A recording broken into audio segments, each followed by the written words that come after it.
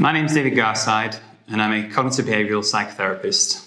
I'm just going to explain a little bit about CBT. Cognitive behavioural therapy, or CBT, is a talking therapy that can help you to manage your problems by changing the way you think and behave. It's most commonly used to treat anxiety and depression, but can be useful for other mental and physical health problems. So how does CBT work? CBT is based on the concept that your thoughts, feelings, physical sensations and actions are interconnected, and that negative thoughts and feelings can trap you in a vicious cycle.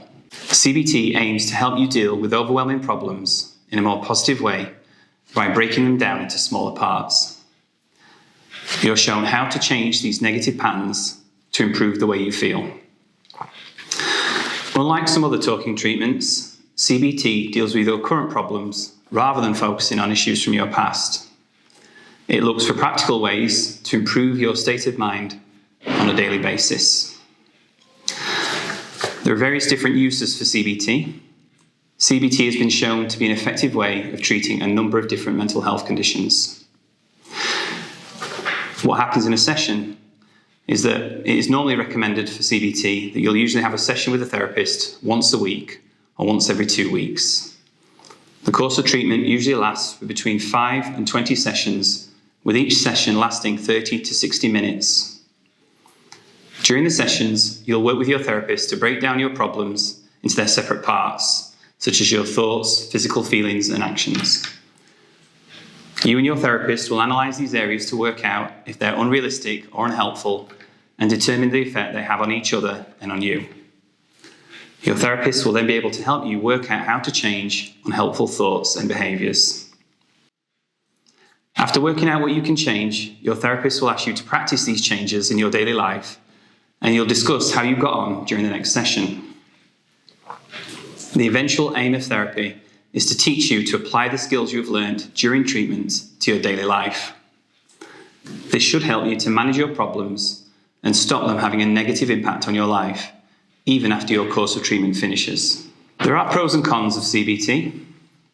Cognitive behavioural therapy, CBT, can be as effective as medicine in treating some mental health problems, but it may not be successful or suitable for everyone. Some of the advantages of CBT include: 1, it may be helpful in cases where medicine alone has not worked. 2, it can be completed in a relatively short period of time compared with other talking therapies.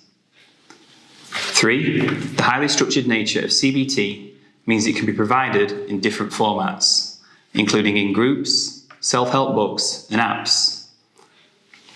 It teaches you useful and practical strategies that can be used in everyday life, even after the treatment is finished.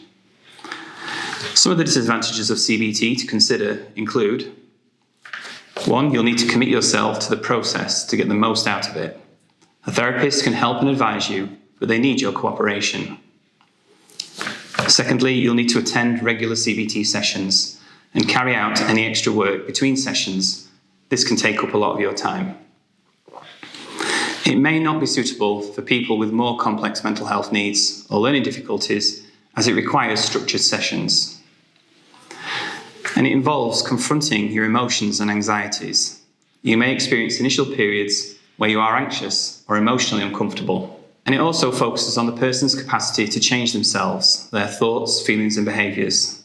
This does not address any wider problems in systems or families that often have a significant impact on someone's health and well-being.